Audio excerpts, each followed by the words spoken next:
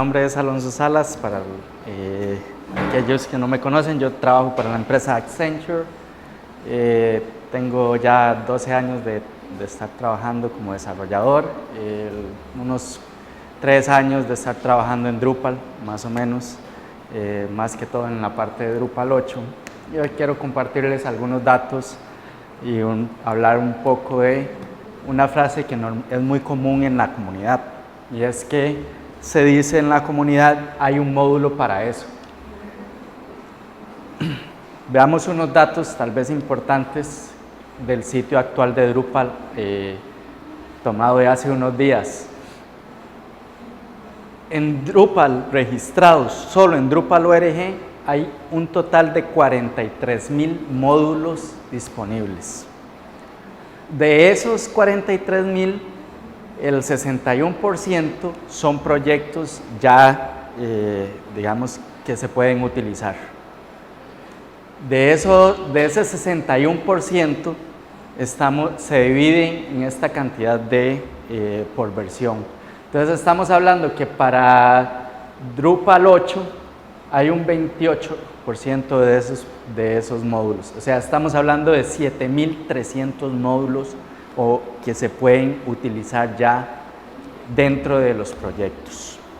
Entonces, les hago la pregunta: ¿ustedes creen o podrían pensar tal vez en algo que no exista o que no se pueda hacer con esos 7.300 módulos?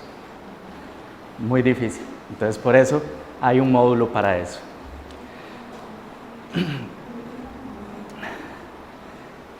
Claro, hay que ver que no siempre, ¿verdad?, meterle un montón de cosas al sitio no va a tener impacto. Siempre hay un impacto, hay un costo asociado por cada módulo que nosotros metamos en el sitio. Estamos hablando de que no es lo mismo correr un sitio de Drupal out of the box, así como viene, a meterle 100 módulos que hagan un montón de cosas. Obviamente, todos los módulos tienen que ejecutar en algún momento algún pedazo de código, meter alguna librería o hacer algún proceso. Y eso obviamente nos va a dar un costo en el desempeño, en el rendimiento o en el performance de la página. Hay otros costos asociados en cuanto a la selección del módulo o cosas que nosotros tenemos que considerar. El costo, por ejemplo, de lo que nos costaría o a la empresa si nosotros tenemos que desarrollar ese módulo desde cero, hacer un custom module. Hay impactos en otros módulos, por ejemplo, hay módulos que a veces llegamos y los instalamos y estaba el sitio funcionando perfectamente y de un pronto a otro algo dejó de funcionar o se quebró. Entonces puede ser que instalar un módulo nos venga a dar un impacto sobre algo que ya teníamos en nuestro sitio. También hay costos asociados al soporte de los navegadores. Si nosotros pensamos, por ejemplo, en hacer nuestro sitio, nuestro custom module desde cero, tenemos que empezar a darle soporte a los navegadores, que si hay un cambio en ellos hay que estar actualizándolo. Hay un costo, digamos, también que hay que pensar en accesibilidad. Ahora hay muchos sitios que buscan esta parte de ser accesibles y evidentemente hay muchos módulos que ciertamente nos pueden facilitar la vida, puede ser que no cumplan con características de este estilo. Y obviamente en la cantidad de requerimientos. Ahora, ¿cómo evitamos este tipo de costos asociados o todos los costos que tienen estos módulos? Siempre tenemos que hacernos la pregunta: ¿cuál es el requerimiento adecuado o cuál es el requerimiento real de parte del cliente? Les voy a poner un ejemplo. Un cliente tenía una vista, tenía un input donde ellos iban agregando, por ejemplo, las categorías de un producto, pero parece que esta parte de autocompletar se les complicaba a los editores. Entonces ellos pidieron que querían ver los productos desde ordenados alfabéticamente. Obviamente, si ustedes buscan un módulo que cumpla al 100% lo que el cliente quiere, posiblemente no lo van a encontrar así de detallado, porque hay cosas que cambian en la redacción, en la forma en que busca o que visualiza el cliente las cosas. Y aquí es donde entra una pregunta importante, y es esa: ¿para qué el cliente me está pidiendo ese requerimiento? Y es donde nosotros no tenemos que ir un paso más adelante de eso y preguntar realmente qué es lo que busca el cliente con ese requerimiento que nos está pidiendo. En ese ejemplo de que les estaba contando, el cliente realmente lo que estaba, digamos, los editores del lado del cliente lo que se quejaban era que no había una forma fácil de visualizar todas las categorías que tenía disponible, porque solo tenía el autocomplete. Entonces ahí, si ya lo vemos desde ese punto de vista, ¿qué es lo que pasa?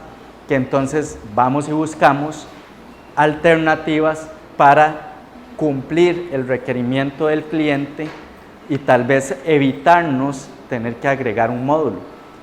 Y en este caso, lo que se le plantea al cliente es, bueno, ¿qué tal si le mostramos un drop down con todas las opciones que tiene de las categorías, pero también tenga la opción del autocomplete para que él se vaya haciendo como el autocomplete de jQuery? Entonces, básicamente se implementó el drop down con la librería de jQuery y de esa forma ellos podían ver la lista de todas las categorías y empezar a filtrarla a como ellos querían y facilitarles así lo que los editores estaban pidiendo. Pero vean cómo desde un requerimiento donde el cliente dijo, claro, para mí la forma más fácil va a ser tirar toda la lista de las categorías ordenadas alfabéticamente a lo que ellos estaban buscando solucionar. Y ahí es donde entra esta parte de hacernos esa pregunta de cuál realmente es el requerimiento. Si existe un módulo, úselo realmente. O sea, si hay un módulo que cumple o un conjunto de módulos que podemos combinar para hacer lo que el cliente quiere, úselo realmente. Hay un gran... ¿por qué se afirma esto? Piensen en lo siguiente. Ustedes dicen, es que aprender cómo usar ese módulo que está en la comunidad y hacerlo custom, ¿por qué tengo que usar el de la comunidad o usar varios de la comunidad? Y si yo puedo en un rato sacar un custom module que me hace exactamente lo que quiera y chas chas. Porque hay unos impactos, hay impacto detrás de esto. Piensen que ustedes están haciendo ese custom module, llegan y se lo entregan al cliente y le dicen, sí, aquí está lo que usted quería y esta es la funcionalidad que ustedes estaban buscando. Pasan los años, el cliente ya no trabaja, ya no está aliado con la empresa donde ustedes trabajan, o ustedes renunciaron a la empresa. ¿Qué pasó con ese código? Si el cliente dice, es que le encontramos un defecto después de años de estar utilizándolo, o encontraron que tenía un problema de seguridad y ya el desarrollador no está, ¿qué pasa con ese código? Hay que venir y alguien más tiene que empezar a leer la lógica, tiene que empezar a leer el código, y qué tal si ese desarrollador no siguió las buenas prácticas o empezó a hacer un código espagueti. Se vuelve un código que no se puede mantener, un costo para la empresa, no hay un soporte de un montón de usuarios de la comunidad detrás de él, de ese código que no está registrado en la comunidad, no hay un proceso, por ejemplo, que es lo que da la plataforma de Drupal, de hacer pruebas, de hacer un montón de cosas sobre ese código y que la gente le pueda estar ayudando a documentar, a revisar, a generar parches. Entonces, claro, si empezamos a ver el impacto y todas esas cosas que conlleva hacer un custom code, hacer códigos desde cero para un custom module, a buscar 2 o 3 módulos que tal vez los combino con una vista, con un bloque, me hacen exactamente lo mismo. ¿Cuál es la ganancia? Realmente toda la parte de la comunidad. Y esto es lo importante detrás de la selección de módulos. Pero sí, ¿verdad? Buscar un módulo que haga lo que yo quiero o lo que el cliente quiere entre 7000 y resto de módulos es buscar una aguja en un pajar. En el 2014, Michael Miles, es un desarrollador de la comunidad de Drupal, en el camp de Nueva York, llega y da una conferencia de un framework que él desarrolla para seleccionar módulos y se llama Read First. Este framework básicamente lo que nos dice es una forma de evaluar los módulos que existen entre esos 7000 y resto de módulos y nos dicen que read es research what exists, busque en diferentes fuentes lo que existe, evaluate the options, liste las opciones, evalúelas, después analice lo que hay de diferencia entre mis requerimientos y lo que hace el módulo y después determine la cantidad de esfuerzo que se requiere, ya sea de implementarlo desde cero o utilizar esos módulos que voy seleccionando. Para entrar en más detalle, voy paso por paso. ¿Qué es lo que hacemos en la parte del research, en la primera R? Primero hay que tener en cuenta que es un reto encontrar el módulo perfecto. Como les decía, voy a hacer una pregunta aquí en general. ¿Quiénes son desarrolladores acá? Levanten la mano. Okay. ¿Y a cuántos de acá nos ha tocado hacer o escribir algún tipo de descripción de nuestro trabajo y siempre lo hacemos técnicamente? Casi que todos, ¿verdad? ¿Por qué? Entonces imagínense que es que yo haga un módulo como desarrollador, yo no voy a pensar qué es lo que hace realmente el módulo. Normalmente lo que hacemos es intentar explicar desde la forma técnica qué es lo que yo hice para implementar el módulo. Entonces, puede ser que haya un módulo, por ejemplo, para un slide, pero entonces yo digo que es a la hora de escribir la descripción del módulo, puede ser que yo lo describa como que es una forma de agrupar las imágenes y hacerlas que se muevan automáticamente. Y lo que realmente estoy haciendo es un módulo para un slide gallery. Después, nombre del módulo. ¿Cuántos de acá, igual a los desarrolladores, alguna vez han hecho en sus códigos una variable TMP y empiezan a meterle cosas y a desarrollar y después no pueden borrar esa variable de TMP o renombrarla porque se descuadra todo? Nosotros tampoco somos muy buenos para ponerle nombre a las cosas. Si yo les digo que hay un módulo que se llama Magic, ¿qué creen que haga Magic? De todo. Bueno, hay un módulo que se llama Magic y ese módulo realmente lo que hace, les voy a mostrar, esto es la definición de lo que hace este módulo. Lo que hace es permitir agregar CSS y archivos de JavaScript en el footer o en el header. Eso es lo que hace Magic. Y vean que el nombre no tiene nada que ver realmente con lo que hace el módulo. Y esto nos pasa a menudo a los desarrolladores, que nosotros tal vez no sabemos cómo nombrar especialmente ser muy claros en los nombres, especialmente de este tipo.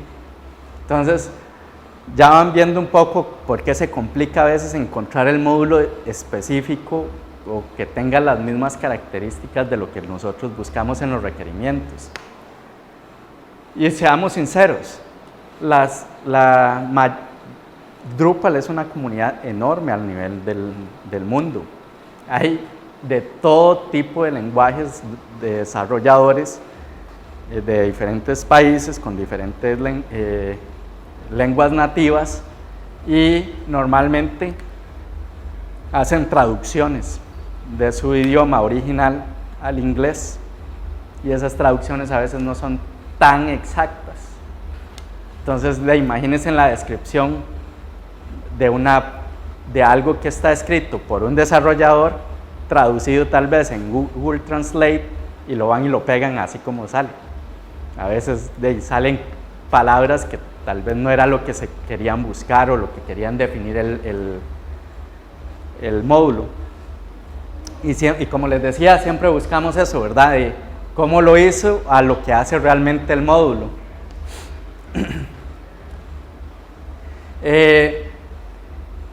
Hay algunas cosas que también hay que tener en cuenta. Cuando nosotros vamos a buscar un módulo, siempre es bueno buscar por términos o cosas o textos relacionados. No busquen exactamente el requerimiento.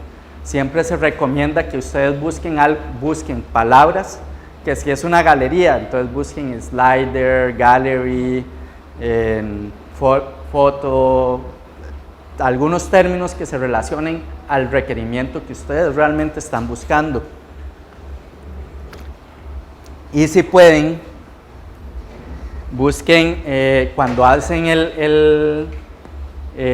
digamos, busquen en Google, cuando pueden, pongan Drupal 8, por ejemplo, si es la versión de Drupal que están buscando, y el término que ustedes quieren encontrar. Entonces, si ustedes ponen Drupal 8 más foto, posiblemente él les va a listar todos los links a los diferentes módulos que tengan la palabra foto. Drupal es bueno, sí, pero seamos honestos, no es el competidor para búsquedas de Google, ¿verdad? Entonces podrá tener un montón de módulos y tiene su search, Drupal ORG tiene su propio search, pero obviamente Google posiblemente tiene mejor índices para un montón de cosas para buscar el módulo. Busquen en foros, en Stack Exchange, en blogs, en otras fuentes. Hay módulos a veces que también se encuentran fuera de Drupal ORG. Hay tal vez módulos de Drupal que están en GitHub. Busquen en otras fuentes, empiecen a preguntar. A veces buscando en foros se encuentran referencias a módulos más fácilmente. Y hay una página por acá que es para comparar módulos. Por aquello de que quieran algún día, ahí pueden buscar algunos módulos y él les va diciendo qué características tienen los diferentes módulos que son los más utilizados. Normalmente esa página la van actualizando. Después de que nosotros agarramos y buscamos todos los módulos relacionados, por ejemplo, hablemos de un slideshow, una galería. Puede ser que hayan unos 300 módulos diferentes para hacer slideshows o galerías en Drupal ORG. Si nosotros vamos y escogemos 5 o 6 de esos módulos, de los primeros que nos salgan, de los más utilizados, entra la parte de evaluación. Ahora sí, ¿cómo hago yo para saber si realmente ese módulo me va a servir a mí o a mi cliente? Entonces viene las preguntas que hay que hacernos. ¿Qué hay detrás de ese módulo? Si está bajo los estándares de Drupal, si es un código, si está escrito bien, si el código tiene una legibilidad adecuada, digamos que yo puedo entrar a ver el PHP y puedo entender bien qué es lo que está haciendo el módulo. Puedo hacer un chequeo primero manualmente, instalarlo en un ambiente de local y probar qué es realmente lo que hace ese módulo para ver si me sirve. Tengo que evaluar algunas cosas también dentro del módulo. Por ejemplo, de toda la comunidad de Drupal se estima que solo hay 25,000 miembros que están activos. Del total de miembros activos que están registrados en Drupal ORG, solo 25,000 son los que aportan realmente a los módulos y al cualquier otro en la comunidad. En la evaluación, nosotros tenemos que hacer buscar una tabla que nos permita de alguna manera objetiva evaluar esos módulos que ya tenemos en lista. ¿Por qué? Porque si usted los pone a competir a simple vista, usted dice, este me hace una galería, este me hace una galería y este me hace una galería. Y los tres puedo usarlos, ¿cuál escojo? Entonces, intenten hacer una tabla de criterios que sean importantes para ustedes. Por ejemplo, que si ustedes dicen, yo necesito que tenga buena documentación, entonces yo le asigno puntos a si tiene o no documentación. Yo puedo asignarle puntos, por ejemplo, de cuándo fue la última vez que se hizo mantenimiento a ese módulo o cuántos defectos tiene. Y empiezo a seleccionar entre cualquier tipo de características y le voy asignando un puntaje a esas características. De esa manera yo puedo entrar al módulo y ahora les voy a mostrar dónde viene toda esa información o información realmente que está en Drupal ORG, y de ahí yo puedo empezar a ponerle un puntaje al módulo y después con ese puntaje puedo decir, este es el que me conviene porque tiene el puntaje más alto. Veamos normalmente la descripción de un módulo en la página de Drupal. En la parte de arriba normalmente vamos a encontrar la parte de la descripción, pero también podemos ver la parte del control de versiones, los tests automatizados. En la parte normalmente de la derecha vamos a encontrar información, por ejemplo, de quiénes son los que le dan mantenimiento al módulo, y no necesariamente, digamos, hay módulos que si usted los compara, voy a mostrarles, tal vez no es lo mismo, pero vean este módulo. Un módulo donde solo tiene una persona que le da mantenimiento, que dice que hizo 3 commits y que el último fue hace 9 años. ¿Ustedes escogerían un módulo así para producción? Un módulo donde no tenemos, donde nos dice que no está cubierto por la seguridad de Drupal, donde tiene más de 4 años o 5 años donde no se le hace nada, no se le da mantenimiento, donde digamos aquí ustedes pueden ver cuánto es información de estadísticas, por ejemplo, cuántas preguntas, cuántos defectos se les dio, la cantidad de issues y qué tan rápido los van arreglando. ¿Qué tal si ustedes encuentran un módulo que hace exactamente lo que el cliente quiere, pero tiene este tipo de estadísticas? En la descripción se ve muy bonito, pero ¿cómo hacemos para evaluar ese tipo de cosas? Pues la página nos da todo este tipo de información, y ese tipo de información es lo que nosotros deberíamos utilizar para evaluar y poder comparar de una forma objetiva el módulo. Otra cosa importante, y tal vez ahí es un dato que tal vez quieran o tengan, les sirva, el profile. ¿Por qué es importante que ustedes se registren en Drupal ORG?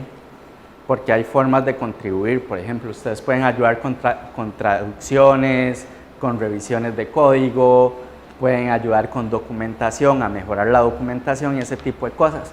Y todas esas ayudas, al final de cuentas, van generando y se van registrando en el perfil de ustedes. Entonces, por ejemplo, no es lo mismo ver un perfil de un desarrollador así, ¿verdad?, donde no tenemos mucha información, a compararlo tal vez con un perfil como este. ¿De quién escogerían ustedes un módulo de desarrollo? Posiblemente del segundo, ¿cierto?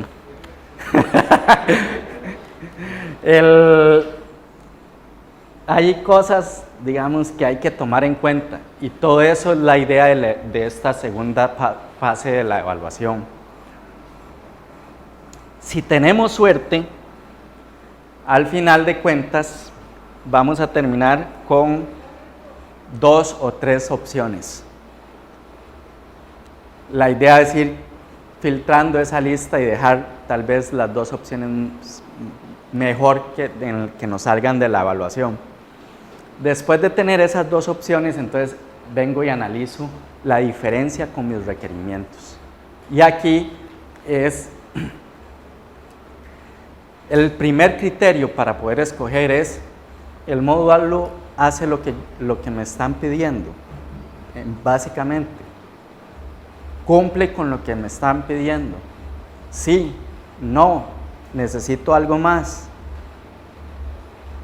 Si esos 2 módulos, esa lista pequeña de módulos, no cumple con lo que me están pidiendo que debe implementar el módulo, ¿qué necesito extra para llegar a ese punto? Para completar, que haga el requerimiento completo.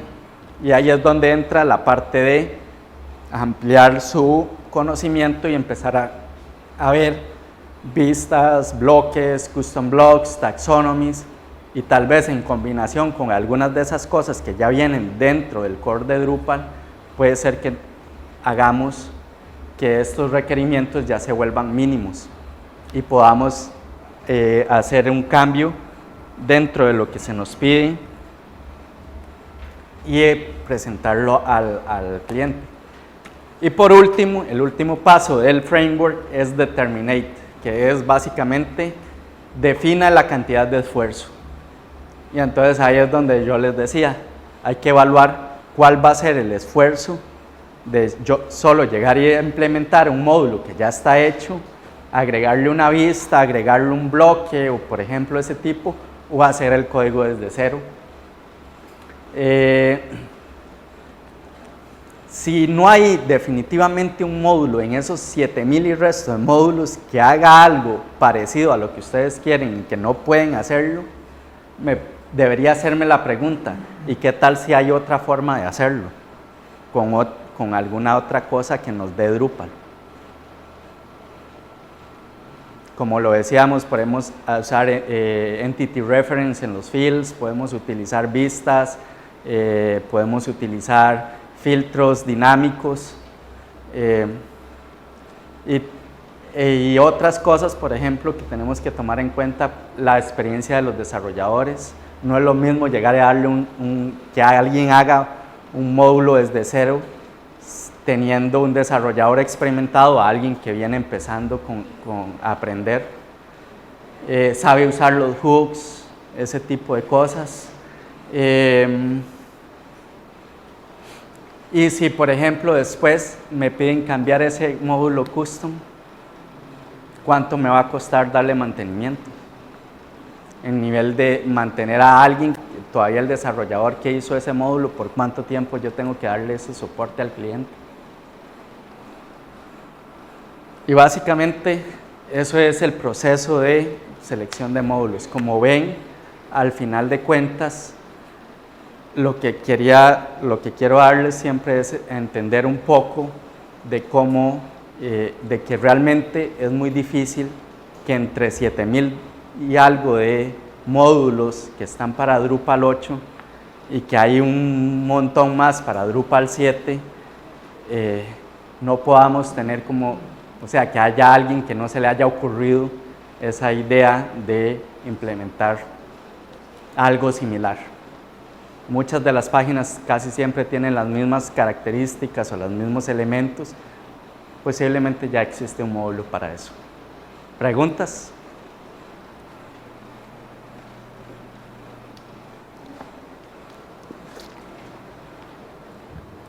Bueno, volviendo a lo que usted mencionaba del módulo que tiene 9 años versus los que se mantienen, usted menciona, digamos, que parte del hecho de ser como una comunidad con Drupal es aportar. O sea, ¿qué tan factible en su experiencia es por ejemplo, ese módulo que tiene 9 años, que es perfecto para lo que yo necesito, como adoptarlo como mío y darle mantenimiento? Sí, es muy probable y la comunidad siempre lo permite. Lo bueno de la comunidad de Drupal es que siempre está abierta a la participación de otros miembros, no son tan cerrados o tan clasistas como esos.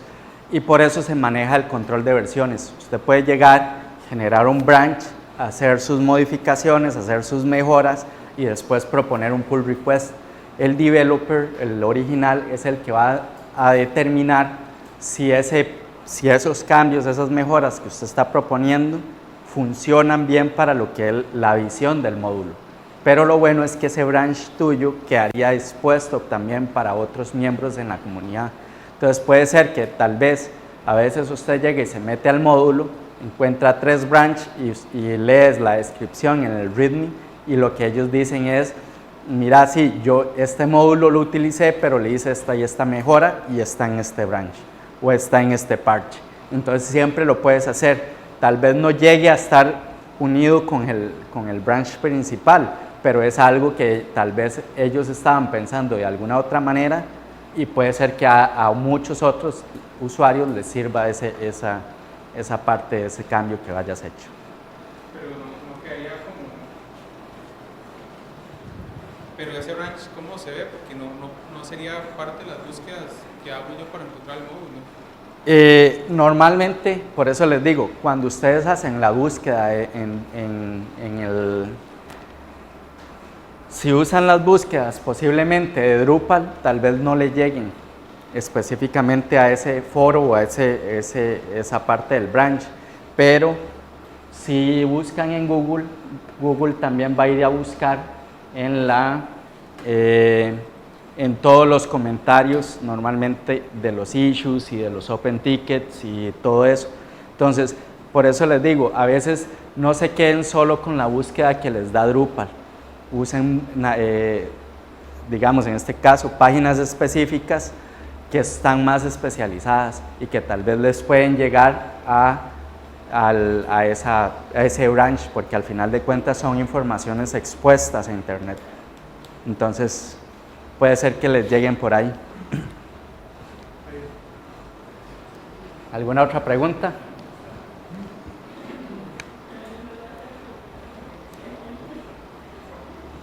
Bueno, de mi lado, igual es un placer haberlos tenido por acá y espero que les quede por lo menos algo ahí para ayudarles o darles tips de cómo buscar este tipo de cosas en Drupal. Y eso es de mi parte. Muchas gracias y buenas tardes.